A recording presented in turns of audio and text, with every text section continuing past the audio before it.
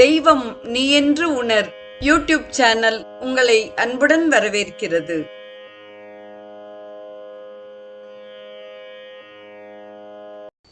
வாழிய செந்தமிழ்.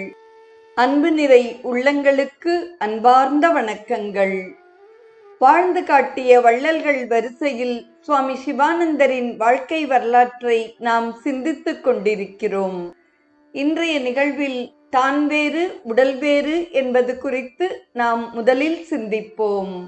ஜூன் 23ஆம் தேதி நடு இரவில் குருதேவர் கழிப்பறைக்கு செல்ல விரும்பினார். அப்பொழுது தமது கால்களில் ஒன்று பக்கவாதத்திற்கு உட்பட்டிருப்பதை உணர்ந்தார். இருந்தாலும் 24ஆம் தேதி காலையில் வராந்தாவிற்கு வந்தார். அப்பொழுது அவருக்கு இரத்த அழுத்தம் அதிகமாக இருந்தது. மிகுந்த சிரமப்பட்டே அவரால் பேச முடிந்தது. அந்த நிலையிலும் டேப் ரெக்கார்ட் செய்வதற்கு சில பகுதிகளை அவர் சொல்ல விரும்பினார். ஆனால் பக்தர்களின் வேண்டுகோளுக்கு இணங்க அந்த முயற்சியை அவர் மேற்கொள்ளவில்லை. அன்று குருதேவரின் முன்னிலையில் பக்தர் ஒருவரின் குழந்தைக்கு அன்னப்பிராசன நிகழ்ச்சி நடத்துவதாக முன்பே ஏற்பாடாகி இருந்தது. எல்லாம் நன்கு நடந்தேறின. குருதேவரும் குழந்தையை ஆசிர்வதித்தார். அந்த நிகழ்ச்சி முடிந்ததும் ஆசிரம அர்ச்சக மேனேஜர் குருதேவரின் குண்டலினி யோகத்தின் மறுபதிப்பு முதல் பிரதியினை அவரிடம் வழங்கினார். அந்த புத்தகத்தை கையில் வாங்கிய குருதேவர் குழந்தையை தாய் ஒருத்தி அன்புடன் அணைத்துக் கொள்வது போல அதை அன்புடன் அணைத்துக் கொண்டார். ஞான யஜ்ஞத்தில் அவர் காட்டிய நாட்டம் அத்தகையது. அந்த புத்தகத்தின் பக்கங்களை அவர் திருப்ப முனைந்த பொழுது அவரது கை வெகுவாக நடுங்கியதை அருகிலிருந்த சிஷ்யர்கள் கவனிக்க தவறவில்லை.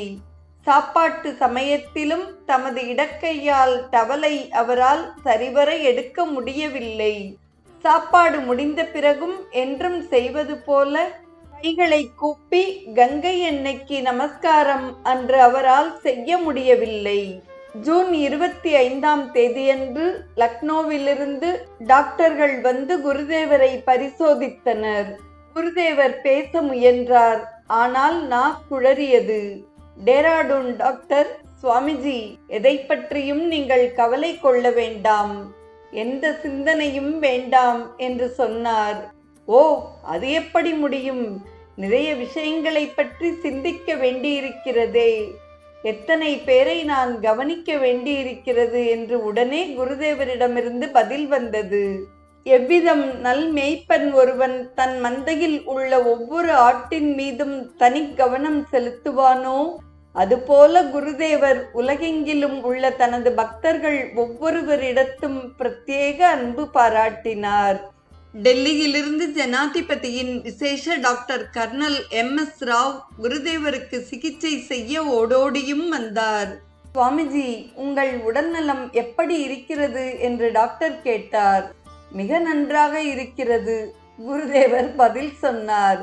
உடல் வேறு ஆன்மா வேறு என்ற உயரிய ஞானத்தில் சதா திளைத்திருந்த சுவாமிஜி தமது உடல்நிலையை பற்றி டாக்டர் எப்பொழுது விசாரித்தாலும் மிக அற்புதமாக உள்ளது என்றே பதில் சொல்லுவார். டாக்டருடன் இனிமையாக பேசி குருதேவர் உணவு உட்கொண்டார். ஆனால் அன்று மாலையே உணவை விழுங்குவதில் மிகுந்த சிரமம் அவருக்கு ஏற்பட்டது. மாத்திரைகளை கூட விழுங்க முடியவில்லை. அந்த மாத்திரைகள் பொடி செய்யப்பட்டு தேனுடன் சேர்ந்து குழைக்கப்பட்டு அவருக்கு கொடுக்கப்பட்டன. 1963 ஜூலை 6ஆம் தேதி குரு பூர்ணிமா நன்னாள். குருதேவரை சந்திக்க எவரும் அவரது குடியிருக்குள் அனுமதிக்கப்படவில்லை. வெகு எளிய முறையில் பக்தர்களும் ஆசிரமவாசிகளும் குரு பூர்ணிமாவை கொண்டாடினர். குருதேவர் படுக்கையில் படுத்திருந்தார். அன்று மதியம் அவருக்கு பணிவிடை செய்து கொண்டிருந்த பக்தர் குருதேவரிடம், சுவாமிஜி, உங்களுக்கு ஏதாவது வேண்டுமா என்று கேட்டார். ஒன்றும் வேண்டாம் என்று பதில் வந்தது. சிறிது நேரத்திற்கு பின் வியாச பகவானின் பிரம்மசூத்திரம் மற்றும் பதஞ்சலியின் யோக தரிசனத்திலிருந்து ஒரு பகுதியை பாராயணம் செய்யலானார். தத்து சமன்வயாத் தஸ்ய வாச்சக பிரணவக சத்து தீர்க்கால நைரந்தர்ய சத்கார சேவிதோ திருடபூமி என்பதாகும். புனிதம் வாய்ந்த குரு பூர்ணிமா நாளன்று பக்தர்களுக்கு சத்குரு தேவர் அருளிய உபதேசமாக இது அமைந்தது. இந்த வரிகளில் எவ்வளவு சுருக்கமாக குருதேவர் பெரிய தத்துவத்தை புகட்டிவிட்டார். அடையப்பட வேண்டியது பிரம்மா ஒன்றே. அதை அடைவதற்கு ஒருவர் ஓம்கார தியானம் செய்ய வேண்டும். பக்தி சிரத்தையுடன் இடைவிடாத நீண்ட சாதனையினால் அதை அடைய முடியும் என்பது மேற்காணும் பகுதியின் பொருளாகும். அன்று முதல் குருதேவரின் உடல்நிலை தேர்ச்சியடைய தொடங்கியது. மீண்டும் முன்போலவே பக்தர்கள் குருதேவரை தரிசிக்க அனுமதிக்கப்பட்டனர். ஜூலை 8ஆம் தேதி சர்க்கர நாற்காலியின் மூலம் குருதேவர் தமது குட்டீரின் வராந்தாவிற்கு கொண்டு வரப்பட்டார். அங்கிருந்து அவர் கங்கை அன்னையை கண்குளிரக் கண்டு நமஸ்காரம் செய்தார். பக்தர் குழு ஒன்று அவரை சுற்றி கவலையுடன் அமர்ந்திருந்தது. சுவாமிஜியினால் எந்த அளவுக்கு தமது அவயவங்களை பயன்படுத்த முடியும் என்பதை தெரிந்து கொள்வதற்காக ஒரு சிறு சோதனை செய்யப்பட்டது. காகிதம், பேனா, கண்ணாடி ஆகியவை கொண்டு வரப்பட்டன. தெளிவான முறையில் குருதேவர் காகிதத்தில் சர்வ், லவ், மெடிடேட், ரியலைஸ் என்று எழுதினார்.